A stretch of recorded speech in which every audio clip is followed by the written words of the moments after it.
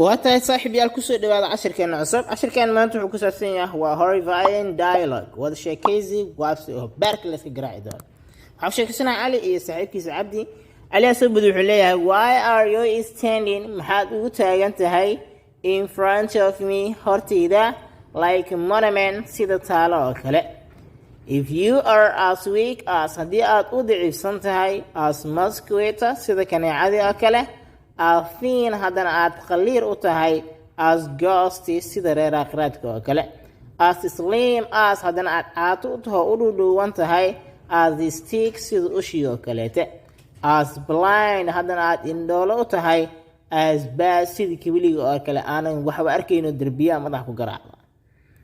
wow cabdi asubur wuxuu leeyahay because maxaa yeelay I am surprising at myself waxaan la yaabanaa buu yidhi naftaydo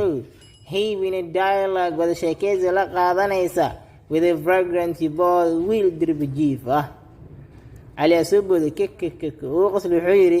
are you mistaking me waxaad igu khaldamaysaa for the boys wiilasha those collect leftovers kuwaasoo reereebka ka aruursada from restaurants maqaayadaha sajiyo noocaga oo kale wiilasha maqaayadaha reereebka ka aruursada noocaga oo kale miyaad igu khaldaysaa cabdiasuubid wuxuu leeyahay if you know nothing haddaadan waxba ka garanayn about me aniga adan waxba iga aqoonin adigu don't sully ha iga wasaqaynin buu yidhi the reputation of mine sumcadeyda